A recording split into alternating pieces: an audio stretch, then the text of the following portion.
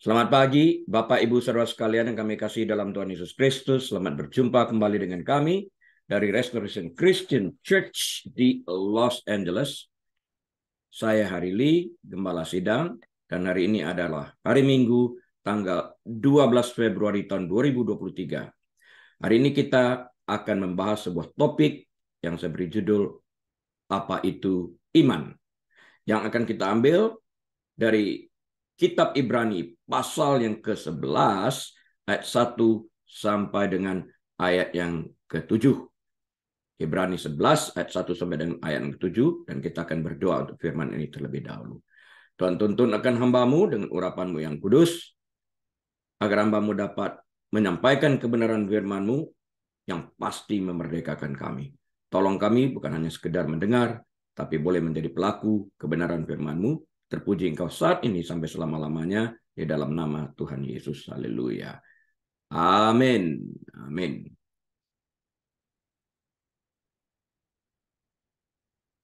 Oke. Kita akan mulai dengan ini. Saya bacakan terlebih dahulu Ibrani 11 ayat 1 sampai dengan 7. Iman adalah dasar dari segala sesuatu yang kita harapkan dan bukti dari segala sesuatu yang tidak kita lihat. Sebab oleh imanlah telah diberikan kesaksian kepada nenek moyang kita. Ayat yang ketiga, karena iman kita mengerti bahwa alam semesta telah dijadikan oleh firman Allah. Sehingga apa yang kita lihat telah terjadi dari apa yang tidak dapat kita lihat. Ini dasarnya, nanti terlihat. Ayat yang keempat, karena iman, Habel telah mempersembahkan kepada Allah korban yang lebih baik dari korban Kain. Dengan jalan itu, ia memperoleh kesaksian kepadanya bahwa ia benar. Karena Allah berkenan akan persembahannya itu, dan karena iman, ia masih berbicara sesudah ia mati. Karena iman, Henokh terangkat supaya ia tidak mengalami kematian, dan ia tidak ditemukan karena Allah telah mengangkatnya. Rapture. Sebab sebelum ia, yaitu Henokh, terangkat, ia memperoleh kesaksian bahwa ia berkenan kepada Allah. Ini kembali kata berkenan. Nah, ayat yang ke-6. Tetapi tanpa iman tidak mungkin orang berkenan kepada Allah. Artinya Henokh dan pahlawan iman lainnya memiliki iman yang kuat. Sebab barang siapa berpaling kepada Allah, berpaling artinya mendekat melalui pertobatan, ia harus percaya bahwa Allah ada dan bahwa Allah memberi upah kepada orang yang sungguh-sungguh mencari Dia. Ayat yang ke-7. Karena iman, maka Nuh dengan petunjuk Allah tentang sesuatu yang belum kelihatan, yaitu hujan, dengan taat mempersiapkan bahtera menyelamatkan keluarganya, dan karena iman ia menghukum dunia, dan ia ditentukan untuk menerima kebenaran sesuai dengan imannya. Dia melakukan sesuatu yang belum terlihat, yaitu hujan, tapi nanti dia lihat ada hujan dan banjir. Ia diselamatkan karena ia telah terlebih dahulu beriman. Nah, Roma 10 ayat 17 mengatakan, jadi, perkataan jadi, therefore, atau kesimpulan dari apa yang telah kita baca, kita menyimpulkan. Jadi, iman timbul dari pendengaran, dan pendengaran oleh firman Kristus. Pendengaran oleh firman Kristus. Jadi yang menimbulkan iman itu adalah firman Kristus atau firman Allah yang hidup. Kalau itu diselencengkan, itu tidak menimbulkan iman. Jadi kita lihat, perhatikan ini. Jadi dia menyimpulkan iman timbul dari pendengaran, dan pendengaran oleh firman Kristus. Dan Ibrani 11 yang pertama mengatakan, iman adalah dasar dari segala sesuatu yang kita harapkan, dan bukti dari segala sesuatu yang tidak kita lihat. Seperti Nuh, dia melihat bukti dari imannya bahwa banjir itu akan datang sekalipun ia tidak pernah melihat hujan terjadi. Dia membuktikan yang tidak terlihat menjadi terlihat pada saatnya. Dan demikian juga dengan iman yang menyelamatkan kita. Sekarang kita belum tahu tentang arti keselamatan yang sesungguhnya, bahwa kita berada di surga sampai kita bertemu muka dengan Tuhan itu dan melihat segala sesuatu lebih daripada apa yang alam pikiran kita dapat terima, lebih daripada alam pikiran kita dapat cernakan di dalam hal ini. Segala sesuatunya jauh lebih indah Itu akan kita saksikan nanti karena kita telah terlebih dahulu beriman di dalam hal ini. Karena itulah Yesus berkata kepada Thomas, berbahagialah orang yang percaya, beriman, sekalipun tidak melihat di dalam hal ini. Nah,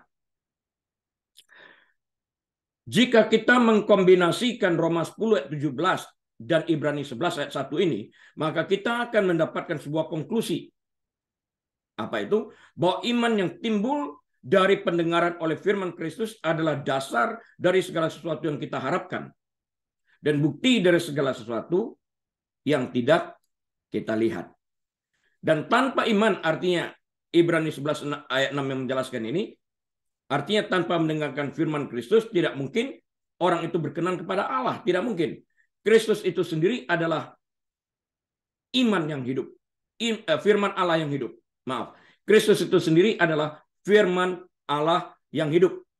Dengan demikian, saat kita menyimpan firman Kristus dalam hati kita, kita juga dengan otomatis, dengan sendirinya, menyimpan Kristus itu dalam hati kita. Dan hal ini menyebabkan Allah berkenan kepada kita. Nah, orang yang sungguh-sungguh beriman kepada Kristus adalah orang yang dekat dengan Allah. Jika ia jauh dari Allah, maka ia akan dekat dengan dunia, sehingga tidak mungkin ia dapat menyenangkan Allah. Ini, Kristus, firman Allah yang hidup, sabda yang menjadi manusia. Dengan menyimpan firman dalam hati kita, secara otomatis kita menyimpan Kristus dalam hati kita. Dan hal ini menyebabkan Allah berkenan kepada kita. Nah, konklusinya itu yang saya katakan tadi, orang yang beriman dekat kepada Kristus. Tidak mungkin jauh daripada Kristus. Ia menyimpan firman. Orang berada dekat dengan Tuhan, menyimpan firman-Nya, mendengarkan firman-Nya, bergumul dengan firman itu. Dengan demikian, dia adalah orang yang dekat, orang yang berkenan kepada Allah. Jika ia jauh, ia tidak dapat menyenangkan Allah. Nah, yang lalu kita belajar ini. Masih ingat ini ya, gambar ini. Ini saya ulang kembali supaya kita tahu konsep bukan saling mengasihi saja. Tapi dari gambaran ini kita dapat melihat konsep iman itu sendiri. Ban itu, the world, itu yang paling luar, the tire, represents the world. Di dalam hal ini. Spokes, the church. Jari-jari sepeda ini, spokes, the church, gereja. Di dalam hal ini. Ke-30 jari-jari sepeda ini bertemu di satu titik yang kita sebut sebagai hub yang merepresentasikan Tuhan. Di sini dalam titik temu ini, the church will become one. Gereja itu bersatu. Jarak dari the tire, dari ban sepeda ke dalam semakin kecil. Ini persatuan terjadi di dalam hal ini. Manusia dekat dengan Tuhan. Manusia menerima kebenaran firman Tuhan. Nah, jika manusia dekat dengan Tuhan ini, di dalam hal ini, dekat dengan titik tengah ini, hub ini sendiri, ini menunjukkan iman manusia tersebut kepada Tuhan itu, yang direpresentasikan melalui Yesus Kristus di dalam hal ini. Firman Allah yang menjadi manusia, yang disimpannya di dalam hatinya. Nah, jika manusia ini jauh daripada Tuhan, away from God, dia mendapatkan worldly wisdom, away from one another, akan jauh karena jari-jari sepeda itu kita lihat semakin terbuka, semakin jauh, semakin dia mendekat kepada ban sepeda. Closer to the world, salah saya tulis sana divine wisdom, mestinya di sana adalah worldly wisdom, salah saya. Dari itu diperbaiki, worldly wisdom. Our faith will grow stronger the closer we get to God. Nah, waktu kita mendekat kepada Tuhan, mendekat kepada titik tengah ini, iman kita semakin bertumbuh kuat di dalam hal ini. Nah, saya keluar dulu, nanti saya tunjukkan konklusinya. Jadi, kita telah belajar melalui Ibrani 10 ayat ke-17, iman timbul dari pendengaran dan pendengaran oleh firman Kristus. Kita telah belajar ilustrasinya tadi, yang kita lihat dari ban sepeda ini, di mana dikatakan away from God, away from one another, closer to the world. Semakin kita jauh dari Tuhan, semakin kita mendekat kepada dunia, semakin kita menjauhi satu dengan yang lainnya. Semakin kita mendekat kepada Tuhan, semakin kita mendekat satu dengan yang lainnya, semakin kita saling mengasihi satu dengan yang lainnya, semakin kuat pertumbuhan iman kita, karena kita semakin banyak merenungkan kebenaran firman Tuhan ini. Nah,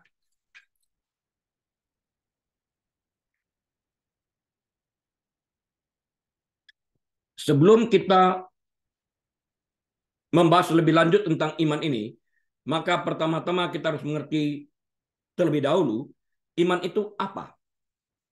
Dengan demikian kita harus bertanya, apa definisi iman? Kita harus ingat ya kembali, jika kita mengaku beriman kepada Kristus, maka kita harus dekat dengan Allah dan jauh dari dunia. Konsepnya seperti itu. Karena kita tidak mungkin mengatakan, aku mengasihi Yesus Kristus, tapi aku membenci tetanggaku, aku membenci saudaraku, aku membenci sesamaku. Karena konteks membenci ini adalah konteks pengertian dunia yang kita lihat tadi, di mana manusia semakin dekat kepada ban sepeda, the tire, makin besar jarak spokes itu, makin besar jarak jari-jari sepeda ini menunjukkan kebencian itu. Tidak mungkin kalau orang mengatakan mengasihi Tuhan, dia dekat dengan titik tengah, tapi pada saat yang sama dia dekat dengan dunia. Tidak mungkin bertolak belakang seperti ini. Cuma ada satu kemungkinan, dekat dengan Tuhan, mengasihi sesama, jauh dari Tuhan, membenci sesama ini sendiri. Nah, definisi iman itu seperti apa? Puji Tuhan banget, Alkitab memberikan kita definisi yang sangat jelas, seperti yang tertulis di dalam kitab Ibrani pasal 11 ayat yang pertama. Iman adalah dasar.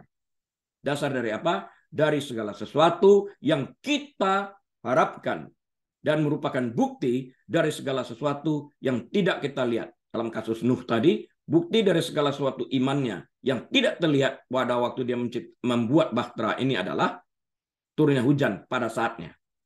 Banjir pada saatnya, seperti yang telah Tuhan katakan terlebih dahulu kepada Nuh. Waktu Tuhan berbicara, belum pernah ada hujan turun. Sederhananya, definisi Alkitab tentang iman adalah mempercayai sesuatu yang tidak dapat kita buktikan secara eksplisit. Jadi definisi sederhananya daripada iman itu adalah mempercayai sesuatu yang tidak dapat kita buktikan secara eksplisit. Seperti kasus Nuh tadi. Definisi iman ini mengandung dua aspek. Aspek yang pertama adalah persetujuan intelektual. Aspek yang kedua adalah kepercayaan. Persetujuan intelektual adalah meyakini sesuatu itu benar. Akan saya jelaskan lebih lanjut sebentar. Kepercayaan sebenarnya mengandalkan fakta bahwa sesuatu itu benar. Sebuah kursi sering digunakan untuk membantu mengilustrasikan hal iman ini. Persetujuan intelektual mengakui bahwa kursi adalah kursi yang dibuat untuk menampung bobot berat badan manusia pada saat dia duduk. Dan menyetujui bahwa kursi ini dirancang untuk mendukung bobot orang yang duduk di atasnya. Dengan pengertian, orang dewasa yang beratnya 100 kg, barang tentu tidak mungkin dapat duduk di atas bangku yang dibuat untuk anak umur 1-2 tahun. Nggak mungkin. Pengertian seperti itu kita catat dulu. Oke? Kepercayaan sebenarnya adalah tindakan duduk di atas kursi. Aku percaya kursi ini dapat menampung bobot berat badanku.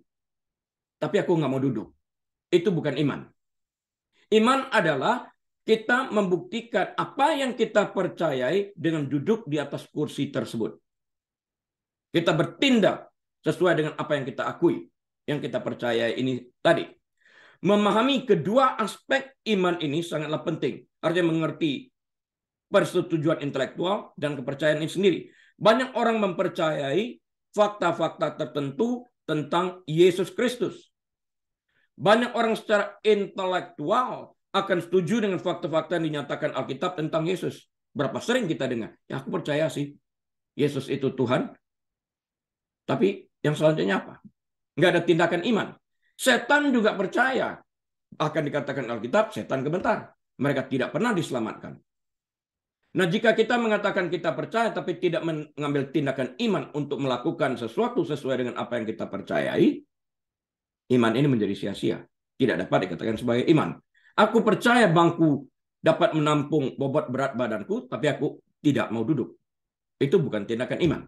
di dalam hal ini. Jadi kepercayaannya samar-samar, kabur, tidak jelas di dalam hal ini karena tidak disertai tindakan terhadap apa yang dikatakannya. Tetapi mengetahui fakta-fakta itu benar bukanlah apa yang Alkitab maksudkan dengan iman. Ya aku percaya itu, tapi aku tidak lakukan. Apakah itu iman? Tidak. Definisi Alkitab tentang iman membutuhkan persetujuan intelektual terhadap fakta dan kepercayaan pada fakta. Percaya bahwa Yesus adalah inkarnasi Tuhan yang mati di kayu salib untuk membayar hukuman atas dosa-dosa kita dan dibangkitkan tidak cukup. Bahkan setan juga percaya, barusan saya katakan, pada Tuhan, dan mereka juga gemetar dan mengakui fakta-fakta tersebut seperti yang tertulis dalam kitab Yakobus 2 ayat 19. The Book of James chapter 2 verse 19 menuliskan tentang ini. Ya. Percaya hanya kepada fakta. Setan percaya engkaulah anak Allah yang Maha Kudus. Percaya. Banyak orang-orang yang belajar Alkitab untuk dengan tujuan membuktikan Alkitab itu salah, tahu tentang kebenaran ini. Tapi tidak ada konsekuensi akibat dari pengetahuan yang mereka miliki tersebut. Maka pengetahuan itu hanya sekedar pengetahuan dan bukanlah iman di dalam hal ini. Kita harus secara pribadi dan sepenuhnya percaya dan bersandar pada kematian Kristus sebagai korban pendamaian bagi dosa-dosa kita. Sekedar percaya, ya aku tahu dia mati di kayu salib. Paling tidak tertulis di dalam Alkitab bahwa kematiannya itu dapat membayar upah dosaku. Tapi aku tidak mengambil tindakan untuk percaya dengan mengambil tindakan yang lebih nyata agar dapat terlihat dari luar dengan motivasi, saya ulang, perkataan motivasi yang benar, yang menuntut iman yang benar, motivasi yang benar, menghasilkan tindakan yang benar di dalam hal ini. Iman itu adalah sesuatu yang tidak terlihat, yang terjadi di dalam hati setiap orang percaya. Dia beriman. Dia percaya Yesus sanggup menghapus upah dosanya. Dia menjadikan Yesus sebagai Tuhan dan Juru Selamatnya yang membayarkan upah dosa. Nah, agar iman ini dapat terlihat secara jelas, maka ia mengambil tindakan dengan memberikan dirinya secara sukarela dibaptis. Ini disebut sebagai outward experience terhadap apa yang terjadi inward. Terhadap apa yang terjadi di dalamnya. Iman tidak terlihat. Tapi iman ini dipertontonkan, diperlihatkan dalam tindakannya, mengambil inisiatif untuk memberikan dirinya secara sukarela, dibaptis, disaksikan oleh banyak orang. Dan dia sejak saat itu mengatakan, mulai start ini, secara resmi, aku menyatakan, aku pengikut Kristus, di mana aku membiarkan diriku secara sukarela, memberikan diriku secara sukarela, dibaptis. I seal it through water baptism. Water baptism itu sendiri tidak menyelamatkan. Yang menyelamatkan adalah iman. Tapi iman ini harus disertai dengan tindakan, yaitu memberikan diri secara sukarela untuk dibaptis. Tapi pastor itu kan orang di salib, salah satu penjahat dari dua penjahat itu kan tidak dibaptis. Dia diselamatkan. Iya, imannya menyelamatkan. Waktu itu, dia sedang tergantung di kayu salib. Yang kedua, perintah untuk memberikan diri dibaptis belum ada. Perintah untuk memberikan diri dibaptis ini baru ada setelah Yesus mati dan setelah ia bangkit. Kemudian di dalam pasal terakhir Matius 28 dikatakan, beritakan tentang Injil ini, baptiskan setiap orang di dalam nama Bapa, Putra, dan Roh Kudus. Baptisan air itu adalah baptisan kematian di dalam Yesus Kristus. Saat kita meninggalkan kolam baptisan, kita bangkit bersama Kristus dengan roh yang sama yang membangkitkan Kristus ini, juga pada akhir zaman membangkitkan kita sekalian. Baik orang berdosa maupun orang tidak berdosa.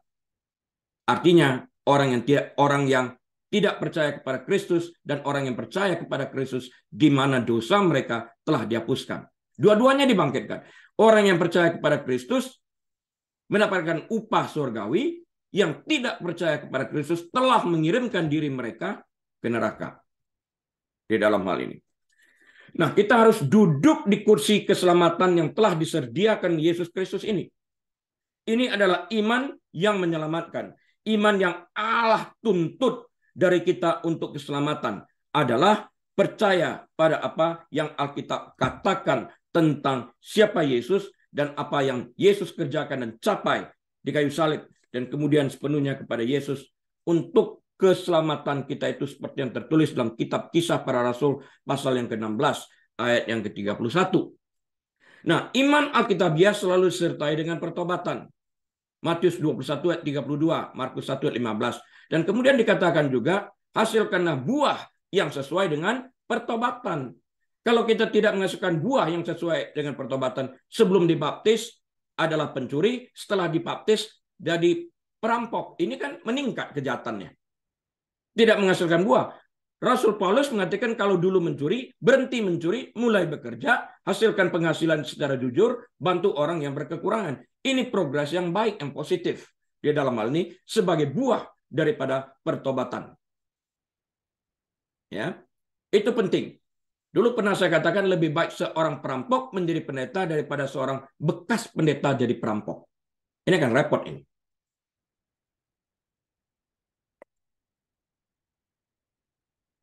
Definisi Alkitabiah tentang iman tidak hanya berlaku untuk keselamatan saja, tapi juga berlaku untuk seluruh aspek kehidupan kekristenan kita selaku orang percaya. Kita harus percaya apa yang Alkitab katakan, dan kita harus mentaatinya. Kita harus mempercayai janji-janji Allah, dan kita harus hidup sesuai dengan janji-janji itu. Kita harus setuju tanpa pengecualian dengan kebenaran firman Allah. Dan kita harus membiarkan diri kita diubahkan oleh kebenaran firman itu sendiri. Roma 12 ayat yang kedua.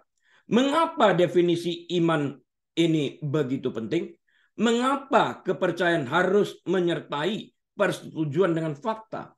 Karena tanpa iman tidak mungkin orang berkenan kepada Allah. Jadi yang membuat orang berkenan kepada Allah adalah iman.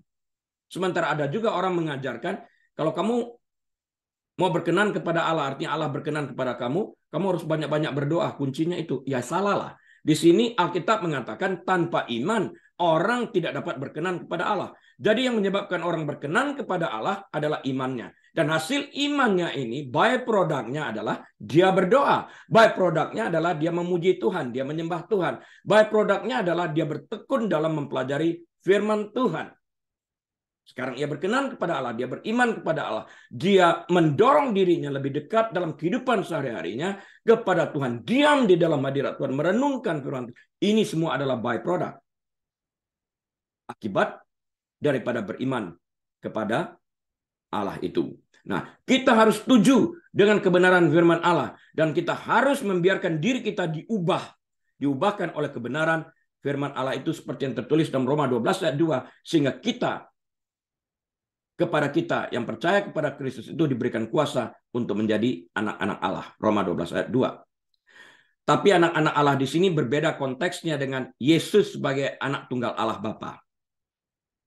Kita datang menjadi anak, terbilang menjadi anak-anak Allah di dalam Yesus Kristus. Tapi Yesus Kristus adalah anak Allah sejak dari awal. Mengapa definisi iman ini begitu penting? Telah kita katakan di dalam hal ini ya. Karena tanpa iman tidak mungkin orang berkenan kepada Allah. Ibrani 11 ayat 6. Dan tanpa iman kita tidak dapat diselamatkan. Yohanes 3 ayat 16. Dan tanpa iman kehidupan kekristenan kita tidak dapat menjadi seperti yang dikehendaki Allah. Tertulis dalam Yohanes 10 ayat yang ke-10. Apa yang Alkitab katakan tentang iman? Harus kita selidiki juga. Barusan kita baca Ibrani 11 ayat yang pertama. Bahwa Ibrani 11 ayat pertama ini memberitahukan kepada kita iman adalah dasar dari segala sesuatu yang kita harapkan dan bukti dari segala sesuatu yang tidak kita lihat. Kita berharap kita hidup di surga. Kita berharap kita diselamatkan oleh iman kita. Nanti ini merupakan sesuatu yang kita alami. Nanti ini merupakan sesuatu yang nyata pada saat kita meninggalkan dunia yang fana ini dan bersatu dengan Bapa Surgawi melalui Yesus Kristus yang menebus kita dari segala hukuman dosa kita. Iman adalah bagian terpenting untuk memperoleh keselamatan. Tanpa iman, orang tidak dapat menyenangkan Allah, berkenan kepada Allah, dan tidak dapat diselamatkan. Karena itu tidak ada komponen lain dalam kehidupan Kristen yang lebih penting daripada iman. Tidak ada. Faith is the only important component in Christian life. Akibat daripada iman ini, muncullah byproduct yang lain-lainnya. Kita tidak dapat membelinya. Kita tidak dapat membeli iman ini. Tidak ada toko iman. Kita juga tidak dapat menjual iman. Karena tidak ada toko iman atau transfer. Memberikan kepada anggota keluarga. Kepada istri, suami, kepada anak. Enggak bisa. Kepada teman, sahabat dekat kita. Tidak bisa ditransfer. Di dalam hal ini. Sehingga orang yang menerjemahkan satu keluarga diselamatkan, satu orang diselamatkan, sisi rumah tangga diselamatkan, bukan artinya dia dapat mentransfer imannya ini. Tidak sama sekali. Setiap orang bertanggung jawab untuk memiliki kepercayaan masing-masing di hadapan Allah. Setiap orang harus memiliki iman masing-masing terhadap Allah yang hidup ini. Orang pertama yang diselamatkan di dalam keluarga itu akan memberikan dampak atau membuka pintu opportunity, pintu kesempatan bagi anggota keluarga dan sahabat-sahabat dekatnya untuk melihat kebenaran Allah yang disampaikan melalui perubahan yang terjadi di dalam kehidupannya sebelum dan setelah pertobatan itu nyata dan jelas terlihat perubahannya. Dulu mencuri, sekarang dia tidak mencuri. Sekarang terjadi perubahan yang begitu luar biasa di dalam kehidupannya. Orang melihat, orang bertanya, dia diselamatkan akibat daripada dia ini terbuka pintu berkat juga untuk anggota-anggota keluarga lainnya, untuk teman-temannya, sahabat dan kerabatnya, untuk menerima keselamatan yang telah dialaminya terlebih dahulu. Karena itu konteksnya itu mengatakan satu diselamatkan sisi rumah tangga diselamat adalah kesempatan yang terbuka bagi setiap orang yang berada di lingkungannya. Namun mereka masing-masing harus membuat keputusan untuk menjadikan Yesus sebagai Tuhan dan Juru Selamatnya dan beriman kepada Kristus ini. Karena Alkitab jelas tanpa iman tidak mungkin orang berkenan kepada Allah. Tanpa iman tidak mungkin orang diselamatkan. Because we are saved by grace through faith alone. Karena kita diselamatkan melalui adalah karena kasih karunia anugerah yang dilimpahkan kepada kita oleh iman kita kepada Allah. Bukan yang lain. Kita tidak dapat membelinya. Nggak mungkin. Tidak dapat transfernya. Nggak mungkin. Tidak dapat memperjualbelikannya. Tidak mungkin di dalam hal ini. Kamus mendefinisikan iman sebagai kepercayaan, pengabdian, atau kepercayaan pada seseorang atau sesuatu, terutama tanpa bukti logis. Kamus juga mendefinisikan iman sebagai kepercayaan dan pengabdian kepada Tuhan. Alkitab berbicara lebih banyak tentang iman dan betapa pentingnya iman itu. Nyatanya sangat penting bahwa tanpa iman kita tidak dapat menyenangkan Allah, dan tanpa iman kita tidak pernah dapat masuk ke dalam tempat kediaman Tuhan. Ibrani pasal yang 11 ayat 6. Nggak mungkin. Menurut Alkitab, iman adalah percaya kepada satu Allah yang benar tanpa benar-benar melihat Dia. Allah itu adalah roh. Karena itu tidak dapat kita lihat, tidak dapat kita rasakan, tidak dapat kita raba. Namun kita percaya akan eksistensi Tuhan ini. Kita percaya akan adanya Tuhan ini. Ya, ini kepercayaan seperti ini menuntut iman. Dari mana datangnya iman? Iman bukanlah sesuatu yang kita bayangkan sendiri. Tadi dikatakan iman timbul melalui pendengaran. Pendengaran akan firman Allah, akan firman Kristus. Jadi iman itu bukan sesuatu yang kita bayangkan. Bukan alam imajinasi kita. Juga bukan sesuatu yang kita bawa sejak lahir. Begitu lahir sudah ada iman. Juga bukan hasil ketekunan dalam belajar atau pengajaran spiritual. Tidak pernah timbul akibat kita mengimajinasikan sesuatu. Efesus 2 ayat 8-9 memperjelas bahwa iman adalah anugerah dari Allah. Dianugerahkan kepada kita. Given unto us. Bukan karena kita pantas mendapatkannya. Not because we are a good person. Pantas memperolehnya atau layak memilikinya. Sementara ada orang mengatakan, ya karena aku orang baik, lantas Tuhan memberikan iman. No, bukan. Justru karena kita dalam keadaan bobrok, moral kita jahat di hadapan Tuhan. Waktu itu Tuhan menganugerahkan iman untuk percaya kepada Kristus melalui dorongan Roh Kudus di dalam hati kita, mengetuk pintu hati kita, dan kemudian kita mau meresponi ketukan pintu ini dan mengizinkan Allah masuk berbicara kepada kita, dan kita melalui iman ini dibukakan pengertian kita tentang siapa anak Allah itu, kita menerimanya sebagai kebenaran. Dan kebenaran yang kita terima ini, kita tanggapi menjadi iman yang disertai dengan tindakan. Karena iman tanpa tindakan, mati. Ibaratnya cuma knowledge, pure knowledge. Sekedar pengetahuan. Percaya, itu knowledge. Di dalam pikiran maksud saya. Percaya dengan pikiran, itu knowledge. Percaya dengan hati, itu iman. Iman bukan berasal dari diri kita sendiri, tapi dari Tuhan. Dianugerahkan. Iman tidak diperoleh dengan kekuatan kita atau kehendak bebas kita. Iman dianugerahkan kepada kita begitu saja oleh Tuhan. Dan iman ini diberikan kepada kita sesuai kasih karunia dan belas kasihannya. Sesuai dengan rencana dan tujuan sucinya. Dan karena itu Dia, Tuhan, semata-mata yang mendapatkan semua kemuliaan itu. Kalau iman itu tidak dianugerahkan, maka ada orang menyombongkan diri. Ya, gue dapat iman gini karena gue bertapa sih. Aku mendapatkan iman ini karena aku orang yang terlalu baik. Lah, begitu lahir aku sudah baik, sempurna aku. Itu orang narsis. Orang narsis yang lahirnya sempurna dalam pikirannya. Orang narsis menjadi saingan Tuhan. Karena dia memikir dia sempurna. Tapi iman tidak bawaan lahir. Tidak ada genetika di dalamnya. Tapi dianugerahkan. Dilimpahkan kepada kita. Dan kita meresponi ini dengan baik. Berdasarkan Roma 10 ayat 17, jadi iman timbul dari pendengaran dan pendengaran oleh firman Kristus. Jadi iman datang dari pendengaran dan pendengaran melalui firman Kristus. Dengan demikian nyatalah iman itu datang daripada berita yang kita dengar, dan berita yang kita dengar itu adalah firman. Ya. Firman Kristus ini yang memberikan iman kepada kita. Oleh karena itu sesuai dengan Acts 17 ayat 11 dalam versi New King James Version, kita harus mendisiplinkan diri kita untuk belajar firman Tuhan setiap hari untuk memastikan segala sesuatu yang kita dengar, sesuatu yang kita baca pada saat pendalaman Alkitab atau mendengarkan khotbah atau adalah sesuai dengan apa yang tertulis dalam Alkitab. Kita tentukan setelah kita membaca buku-buku rohani, setelah kita mendengar pengajaran dalam pendalaman Alkitab atau mendengarkan khotbah seperti hari ini, kita dipersilakan untuk mempelajari segala sesuatu itu, mengeceknya, double check, triple check, apakah firman yang disampaikan dikutip itu benar-benar tertulis di dalam Alkitab.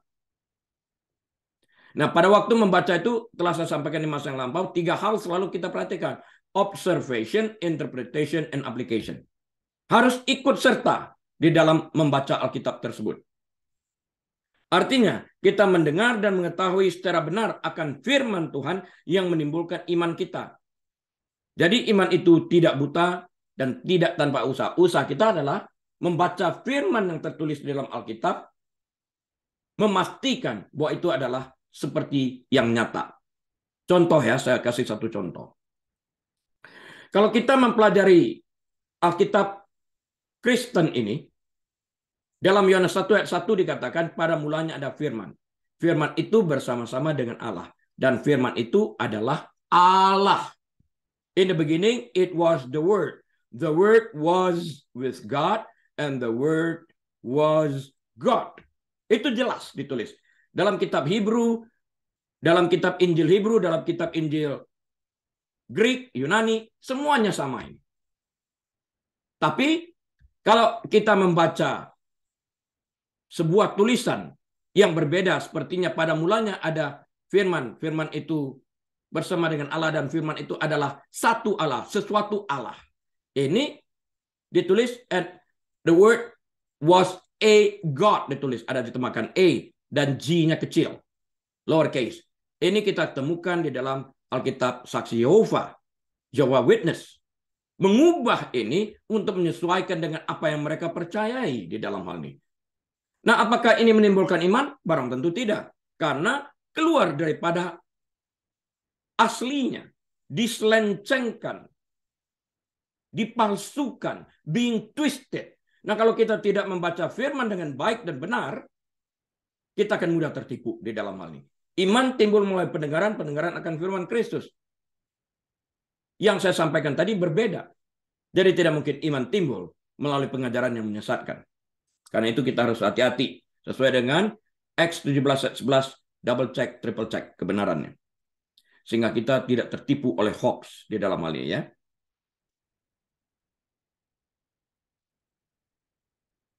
Jadi kalau kita mengetahui firman Tuhan secara benar, itu menimbulkan iman. Mengapa kita harus beriman? Pertanyaannya. Tuhan merancang cara untuk membedakan antara mereka yang menjadi miliknya dan yang tidak. Dan itu disebut iman. Artinya Tuhan membedakan umat kepunyaannya dan bukan. Umat kepunyaannya adalah orang-orang yang beriman kepada Yesus Kristus menjadi miliknya.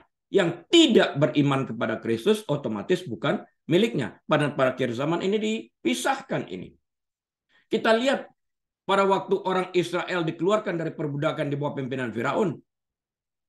Dan 10 tulah itu kita melihat kan, kita mempelajari. Di daerah orang Israel ada terang, di daerah orang Egypt gelap. Tuhan memisahkan antara umatnya dengan bukan umatnya.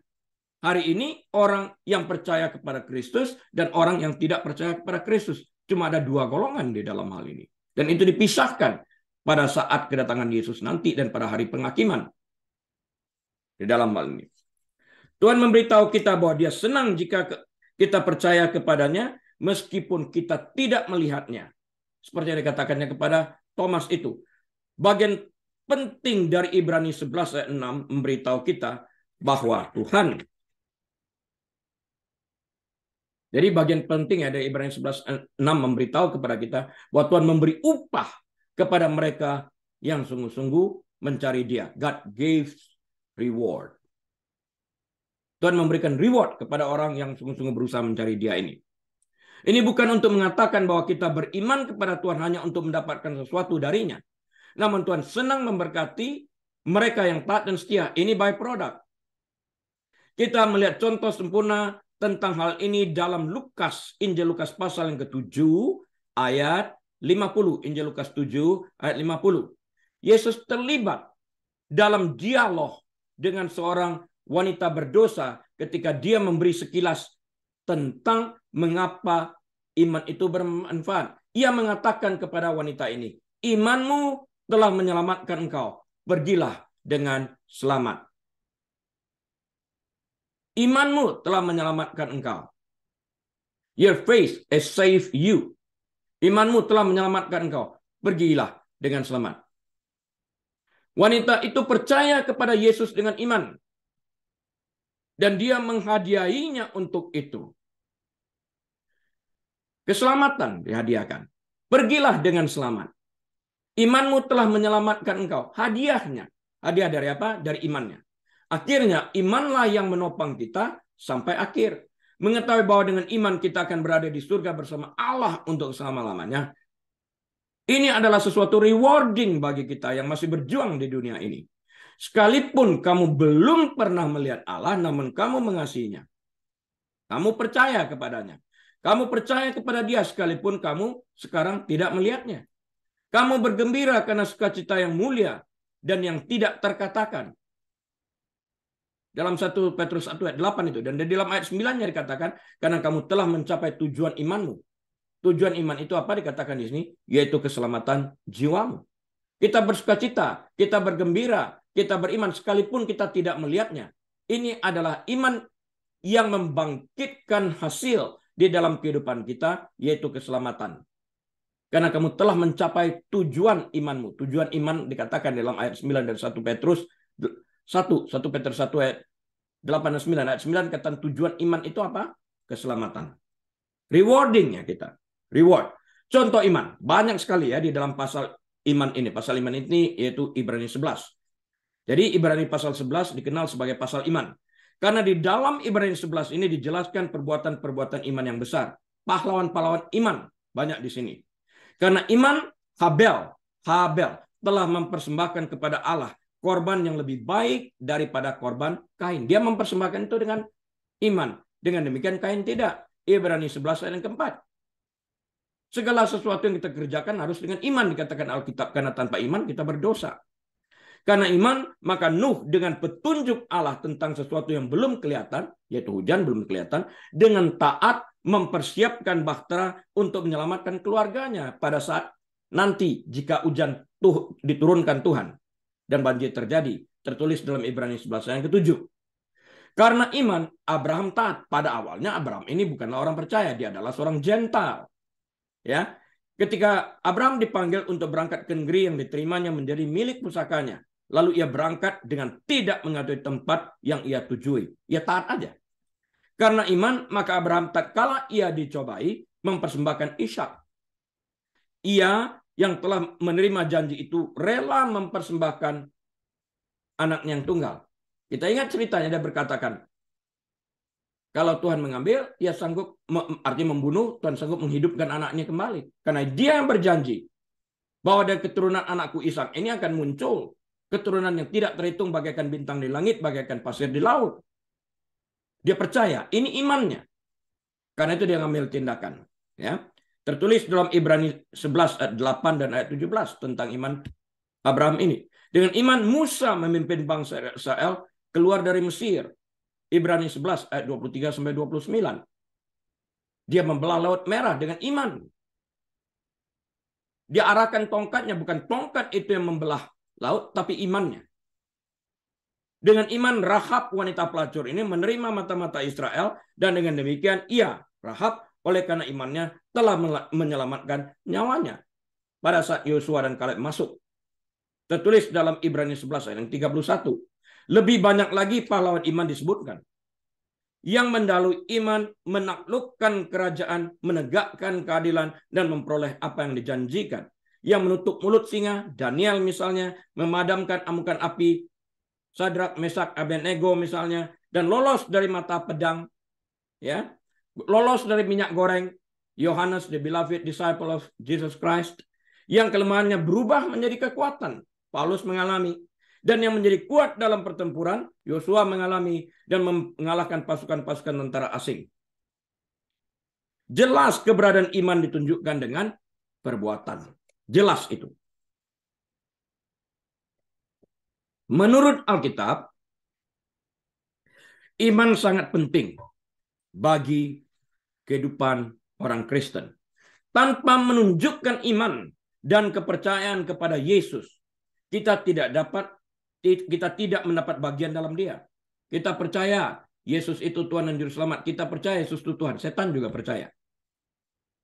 Tapi kita harus berlaku lebih. Sama seperti duduk di bangku tadi untuk membuktikan kita percaya bangku sanggup menanggung bobot kita. Kita harus menunjukkan apa yang terjadi di dalam hati kita, yaitu iman kita kepada Kristus itu melalui baptisan air. Itu outward experience yang dapat dilihat. Tapi kalau motifnya salah, misalnya ada orang berkata, ya aku mau dah dibaptis agar aku boleh menikah dengan putri Bapak. Itu motifnya salah. Itu tidak menyelamatkan. Itu manipulasi. Itu manipulasi. Allah juga menyelidiki hati itu. Ya, bukan hanya sekedar baptisan. Karena itu baptisan tidak menyelamatkan. Yang menyelamatkan adalah kepercayaan. Nah, kepercayaan dengan motif yang benar ini disertai dengan outward experience melalui baptisan. Ini konklusinya dari orang yang sudah diselamatkan. Jadi baptisan itu untuk orang yang telah percaya, bukan untuk orang yang tidak percaya. Percaya dulu, baru baptis. Banyak orang memiliki gagasan yang kabur dan tersamar tentang siapa Tuhan itu. Dan mereka tidak memiliki rasa hormat yang diperlukan untuk mengagungkan Tuhan dalam hidup mereka.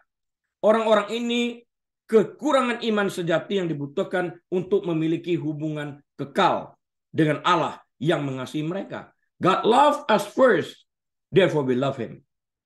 Iman sejati melampaui pengakuan sederhana akan keberadaan Allah. Yakobus 2:19, bukan hanya sekedar mengaku-ngaku, tapi membuktikan, menjadi ketergantungan yang mengubah hidup pada siapa Allah itu sebagaimana yang diungkapkan dalam Alkitab. Bukan hanya sekedar mengaku, terbukti tadi dari mencuri, berhenti mencuri, mulai bekerja jujur, menghasilkan pendapatan yang benar, dengan kedua tangannya sendiri dan membantu orang-orang lain yang berkekurangan. Ini bukan hanya sekedar mengaku, tapi membuktikan apa yang dia percaya dalam tindakannya itu berubah dalam karakternya, yang menguntungkan dirinya dan menguntungkan orang-orang di sekelilingnya. Sehingga Tuhan dipermuliakan, karena ini adalah anugerah. Iman bisa goyah sewaktu-waktu, tetapi karena itu adalah karunia Allah yang diberikan kepada anak-anaknya. Dia menyediakan waktu pencobaan dan ujian untuk membuktikan bahwa iman kita itu nyata dan untuk mempertajam serta memperkuatnya. Yusuf misalnya digoda oleh tante Potifar. Nah, imannya teruji. Dia kabur sekalipun dia difitnah karena meninggalkan bajunya di sana. Terbukti imannya di dalam hal ini. Dia lari dari kejahatan, dari godaan. Ini penting, bukan mendekat, tapi menjauhkan diri dari godaan. Inilah mengapa Yakobus mengatakan kepada kita untuk menganggapnya sebagai suatu kebahagiaan. Ketika kita jatuh dalam berbagai-bagai pencobaan. Artinya ketika kita dites. Ya, ini sebagai opportunity. Sebagai kesempatan untuk membuktikan iman kita. Karena ujian iman kita menghasilkan ketekunan. Dan mendewasakan kita. Memberikan bukti bahwa iman kita nyata. Yakobus 1 ayat 2-4. Artinya di sini persiapan kita, usaha kita, misalnya usaha persiapan kita dalam membaca firman Tuhan, berdoa terus kepada Tuhan, ya, supaya iman kita menjadi lebih kuat, mendekatkan diri kita kepada Tuhan. Pada waktu tes datang, ini adalah sebuah opportunity bagi kita untuk membuktikan iman kita itu benar, dan kita lulus dalam ujian iman ini, itu adalah kesuksesan. Kita dapat naik tingkat. Seperti Yusuf tadi. Orang yang setia kepada Tuhan. Dia berusaha dengan segala sesuatu. Mendekatkan dirinya kepada Tuhan. Waktu ujian datang, tante Potifar dikirim. Menggodanya bukan hanya sesekali, tapi seringkali dituliskan dalam Alkitab. Dia berhasil. Imannya teruji. Nah, iman kepada apa itu iman kepada Tuhan? Iman kepada Tuhan adalah kepercayaan kepada Tuhan yang tunggal ini. Monoteism. Allah yang tunggal. Berdasarkan pemahaman yang benar tentang siapa dia. Sebagaimana diungkapkan dalam Alkitab. Iman kepada Tuhan melibatkan persetujuan intelektual terhadap fakta-fakta tentang Tuhan. Dan pengandalan akan fakta-fakta itu yang dapat merubah hidup seseorang. Yang kita sampaikan tadi. Iman kepada Tuhan memiliki beberapa komponen. Yang pertama adalah percaya bahwa dia benar-benar ada. Orang percaya, orang yang beriman kepada Tuhan harus percaya bahwa Tuhan itu ada. Namun, sekedar percaya bahwa Tuhan itu ada tidaklah cukup. Seperti yang dijelaskan dalam Yakobus 2 ayat 19, setan juga percayakan keberadaan Tuhan, namun tidak mengubah keberadaan setan. Dia tetap harus masuk neraka. Malaikat jatuh dalam dosa, tidak ada kesempatan bertobat. Neraka, jadi setan. Manusia jatuh dalam dosa, ada kesempatan. Manusia diciptakan segambar serupa dengan Allah itu sendiri. Malaikat tidak. Kepada manusia diberikan kesempatan untuk bertobat melalui Yesus Kristus. Yang akan menanggung hukuman dosa tersebut, membayar hukuman dosa tersebut, sehingga mereka bebas dari penalti. Manusia diberi kesempatan. Tergantung kepada manusia itu sendiri, mau atau tidak. Setelah mengakui bahwa Tuhan itu ada, unsur kedua dari iman kepada Tuhan adalah komitmen. Setan juga mengakui, cuma komitmennya nggak ada. Nah, iman yang tidak menghasilkan perbuatan adalah iman yang mati. Bukan iman yang sejati. Yakobus 2 yang 26. Iman yang benar adalah apa yang kita percaya ini disertai dengan tindakan, perbuatan. Namun bahkan keyakinan kepada Tuhan yang memotivasi kita untuk bertindak tidaklah cukup. Supaya iman pada Allah itu benar dan sejati, kita harus menerima Dia sebagaimana Dia telah menyatakan dirinya di dalam kitab suci. Kita tidak boleh menerima sifat-sifat Allah yang kita sukai dan menolak yang tidak kita sukai. Jika kita tidak menerima Tuhan sebagaimana adanya, maka kita menaruh iman kita pada Tuhan yang palsu. Hasil rekayasa kita sendiri, hasil imajinasi kita sendiri. Ini Ayub pasal yang kedua, 10 yang mengatakan langsung kepada istrinya. Istrinya dalam dialog dengan Ayub mengatakan, masih tetapkah engkau mau hidup saleh di hadapan Tuhan? Kutukilah Tuhanmu dan matilah engkau. Dalam Job 2 ayat 10, Ayub 2 ayat 10, Ayub 2 ayat 10 dikatakan, Perempuan gila engkau. Masakah kita cuma mau menerima yang baik dan menolak sesuatu seperti ini? Dia menerima semua keberadaannya itu. Bahwa Tuhan itu tetap dipermuliakan. Hasil imannya ini ditunjukkan dengan apa yang Tuhan kerjakan di dalam kehidupannya. 7 kali lipat dia dapatkan dari apa yang dia percaya ini nantinya menjadi bukti. Anaknya diganti, kekayaannya diganti, dan semuanya ini. Teman-temannya berbalik lagi, semuanya ini indah pada saatnya. Bahkan Ayub yang harus berdoa untuk teman-temannya ini. Malu banget teman-teman yang tadi mengecam dia sebagai orang tidak beriman, sebagai orang yang berdosa kepada Allah. Dibuktikan teman-temannya salah. Karena Tuhan mengatakan, hanya Ayub jika ia berdoa bagimu yang akan aku dengarkan. Di dalam hal ini. Orang benar. Ya. Namun bahkan keyakinan kepada Tuhan yang memotivasi kita untuk bertindak tidaklah cukup. Supaya iman kita itu nyata, kita harus menyatakan seperti yang dinyatakan Tuhan di dalam kitab suci, kita harus bertindak juga seperti itu. Kita menerima segala sesuatu dengan iman. Sebagian besar agama melakukan persis seperti ini. Lakukan apa? Mereka merancang Allah sesuai alam imajinasi mereka sendiri. Dan oleh karena itu mereka tidak beriman kepada Allah yang benar, tetapi kepada Allah yang palsu. Mereka mengimajinasikan Allah itu seperti apa. Mereka membayangkan, mengangan-angankan, menggambarkan seperti alam pikiran mereka. Jadi Allah mereka adalah hasil rekayasa mereka, hasil imajinasi mereka sendiri. Dan tidak sedikit di dalam gereja Kristen muncul pengajaran-pengajaran yang menyesatkan ini. Bayangkan aja uang datang, maka uang itu datang. Yang benar. Ini pendeta-pendeta palsu seperti ini banyak berkeliaran di mana-mana ini. Mendatangkan keuntungan bagi mereka sendiri. Alkitab tidak mengajarkan itu. Berkat itu adalah byproduct karena kita beriman kepada Tuhan. Tuhan memberkati kita. Bukan karena kita membayangkan. Wah, ini mengajar orang malas. Marilah kita bayangkan uang datang, kita nggak usah kerja. Enak banget. Dan kemudian ditambah ayat lain lagi. Lebih baik memberi daripada menerima. Jadi kalau kamu udah berkati, jangan lupa pendetanya ya. Lah ini ajaran sesat ini. Ajaran sesat ini. Saya tidak pernah mengajarkan ini ya. Dicatat baik-baik. Jangan tertipu. Agar kita memiliki iman yang benar kepada Allah yang hidup, maka iman itu harus didasarkan pada Tuhan yang benar. Pada firman yang benar. Jangan asal kutip. Jangan asal comot untuk menguntungkan diri. Orang-orang ini akan bertanggung jawab suatu saat di hadapan Allah ini. Misalnya Allah dalam Alkitab adalah Allah Tritunggal. Jadi iman yang benar kepada Allah harus menerima keilahian dan kepribadian Allah Bapa, Allah Putra, dan Allah Roh Kudus. Hari-hari ini kita melihat ada banyak perselisihan pendapat tentang hal-hal yang berkaitan dengan iman. Ketika ditanya tentang definisi iman, saya katakan ada orang yang mengatakan bahwa iman itu adalah kepercayaan dalam hal-hal yang kita ketahui tidak ada. Oh ya enggak. Jawaban ini sudah barang tentu menyimpang dari definisi iman seperti yang diberitakan Alkitab, seperti yang dicatat di dalam Alkitab. Iman timbul melalui pendengaran. Pendengaran akan firman Allah. Berbahagialah orang yang tidak melihat tapi percaya. Bukan berarti tidak ada. Alkitab tidak menyatakan tidak ada. Percaya kepada tidak ada ya sia-sia di dalam hal ini. Jadi jangan diselencengkan Alkitab. Karena itu selidiki Alkitab dengan baik dan benar. Banyak ateis baru yang menabrakkan iman dengan sains dan bukti materi. Mereka berpendapat bahwa Kristen memiliki iman tentang keberadaan Allah, namun kalangan teis memiliki bukti empiris akan sains.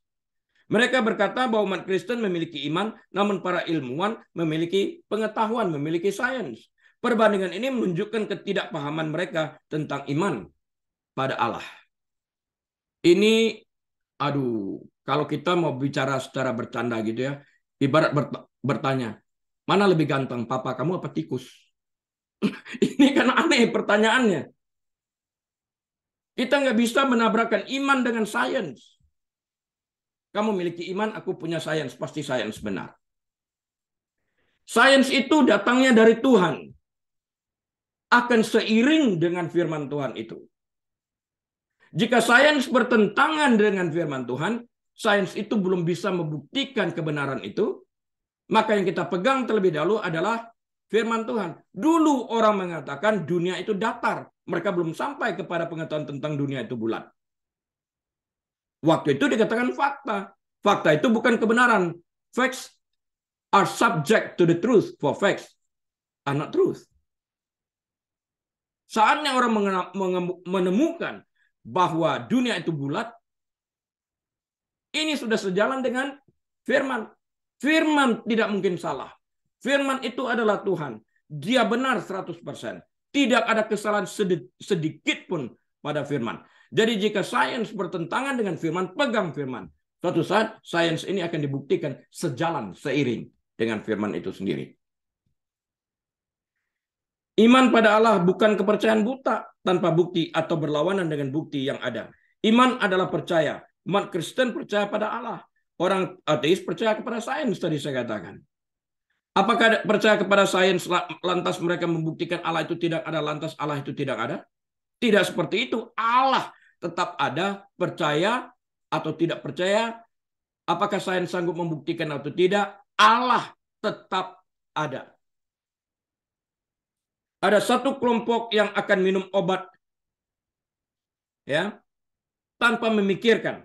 Jadi orang-orang ateis menggunakan ini apa namanya? Sains. Jika seorang menggunakan metode sains misalnya, menemukan obat untuk menggunakan obat, ia sedang menggunakan imannya berdasarkan pengertiannya. Sebagai seorang ateis, ia mempercayai datanya dan ia percaya bahwa obat itu akan menyembuhkannya, bukan meracuninya.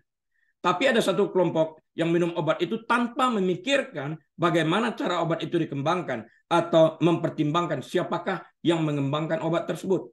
Ada juga kelompok lain yang hanya akan mengkonsumsi obat itu setelah mempelajari setiap aspek dari riset akan obat tersebut. Satu orang dapat menggunakan obat itu dengan keyakinan penuh, sedangkan orang lain menggunakan penuh kewaspadaan. Pada dasarnya, semua orang yang menggunakan obat itu sedang beriman pada obat itu. Pada akhirnya, bukan teguhnya keyakinan iman yang memastikan obat itu mujarab. Bekerjanya obat itu bukan karena iman. Tapi karena obat itu berfungsi, antibiotik dapat membunuh bakteri, ya udah antibiotik membunuh bakteri, bukan virus. Tapi kalau dia sudah resisten terhadap antibiotik tertentu, diganti antibiotiknya yang peka terhadap bakteri itu. Pasti bekerja. Nah, waktu antibiotik ini diciptakan, waktu itu Tuhan memberikan hikmat kepada saintisnya. Fleming misalnya tahun 1911, pertama kali menemukan penisilin melalui jamur. Tuhan memberikan hikmat ini kepada Fleming untuk menghasilkan antibiotik untuk menolong manusia. Bahannya sudah ada, jamur. Tuhan yang menciptakan jamur. Tuhan memberikan hikmat untuk mengolah jamur menjadi antibiotik. Beriman kepada Kristus ini menghasilkan obat. Obat itu adalah hasil penemuan akibat pengetahuan yang ditempatkan, hikmat yang ditempatkan oleh Tuhan dalam kehidupan manusia ini. Tetap Tuhan dipermuliakan di dalam hal ini. Ya, pada akhirnya bukan keteguhan iman saya katakan yang memastikan obat itu mujarab, melainkan kualitas obatnya itu sendiri. Iman yang teguh dalam obat yang tidak berfungsi tidak dapat menyembuhkan orang. Sekalipun aku beriman. Marilah aku makan antibiotik, penisilin untuk membunuh virus. Ya nggak bekerja. Karena antibiotik nggak bisa bunuh virus. Aku beriman, antibiotik ini bisa. Ya tidak seperti itu. Yang berbobot adalah objek dari iman. Bukan kualitas imannya dalam hal obat ini. Kecurigaan terhadap obat yang efektif tidak akan mengurangi kemanjurannya selama digunakan menurut dosis yang disarankan. Iman adalah kebalikan dari keraguan. Faktanya, keraguan bahkan dapat bersemayam di dalam hati orang beriman. Lihat dalam Markus 9 ayat 24. Seorang dapat sekaligus beriman, mempercayai dan berkomitmen, namun juga meragukan objek pengabdiannya. Dapat terjadi dari waktu ke waktu. Ada kelompok orang percaya kepada Tuhan karena memang sudah terbiasa dengan ajaran tentang Tuhan itu. Mereka mungkin dibesarkan dalam keluarga Kristen dan diajarkan Alkitab sedini mungkin. Mereka telah melihat Tuhan bekerja dalam kehidupan orang lain. Dan mereka hanya percaya kepadanya. Yang lain mungkin baru beriman setelah pemeriksaan menyeluruh atas bukti-bukti tentang Tuhan. Apakah keputusan untuk mempercayai Allah dalam Alkitab bersifat intuitif atau disengaja? Itu adalah tanda dari iman yang sejati. Orang menyelidiki.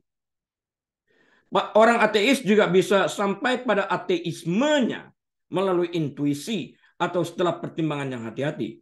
Pada akhirnya dia memiliki keyakinan bahwa Tuhan tidak ada karena dia mempercayai instingnya atau penyelidikannya dan berkomitmen untuk hidup dengan cara yang konsisten dengan keyakinannya. Dalam hal ini, sains yang dipelajari tidak dapat membuktikan Tuhan. Tapi bukan berarti Tuhan itu tidak ada. Dia aja yang gagal membuktikan.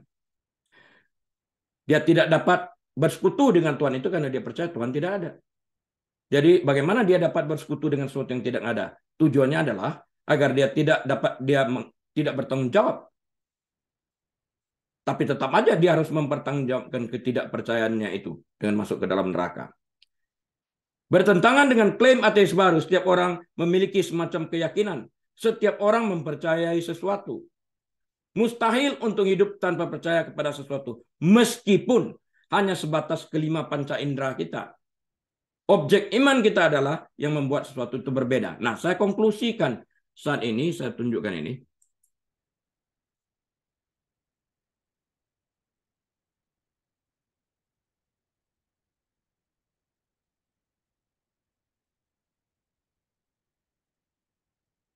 Iman yang benar adalah kepercayaan kepada Allah yang hidup. Allah yang hidup adalah Allah seperti yang tertulis dalam Alkitab dan bukan Allah hasil imajinasi manusia belaka. Jika Allah yang dihasilkan oleh imajinasi manusia, maka Allah yang dihasilkan oleh imajinasi manusia ini berbeda-beda karena setiap orang berbeda cara mengimajinasikannya. Percaya artinya menerima semua atribut Allah, baik yang kita suka maupun yang tidak kita suka. Ayub mengatakan ini dalam Ayub 2 ayat yang ke-10. Iman yang benar kepada Allah yang benar akan mendorong kita untuk mendekatkan diri pada Allah yang benar ini. Draw yourself unto God and He will draw Himself. Melalui iman, kita mendorong diri kita kepada Allah. Akibat kita berada dekat dengan Allah ini, kita akan memiliki kerinduan untuk senantiasa membaca dan mendengarkan firman-Nya. Dan melalui firman ini yang kita renungkan, maka kita akan bertumbuh dalam iman kita itu sendiri. Pengenalan akan firman-Nya membuat kita semakin lebih percaya lagi. Dan kepercayaan inilah yang mendorong kita untuk secara aktif melakukan firman yang telah kita percaya ini. Dengan demikian kita semakin berbuah lebat. Amin.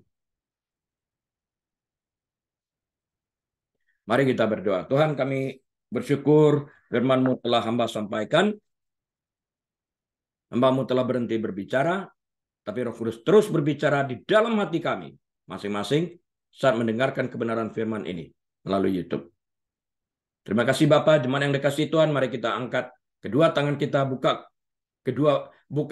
pintu hati kita selebar-lebarnya dan terimalah berkat Tuhan.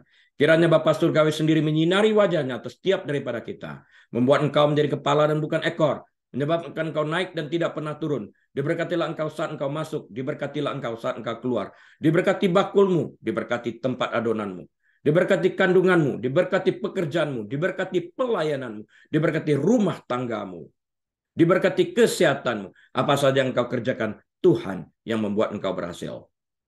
Dan biarlah kita boleh memulai membuka lembaran waktu kita dengan hati penuh dengan ucapan syukur. Dengan hikmat marifat daripada Bapa Surgawi. Damai sejahtera dari Tuhan Yesus Kristus dalam persekutuan yang manis dan erat bersama dengan Tuhan Allah Roh Kudus. Saat ini sampai selama-lamanya. Tuhan Yesus datang kali keduanya menjemput kita semua yang percaya kepadanya. Di dalam nama Tuhan Yesus, semua umat Tuhan menerima berkat berkata sama-sama. Amin. Tuhan Yesus memberkati. Baik Bapak Ibu Saudara sekalian, atas izin Tuhan kita akan bertemu kembali minggu depan.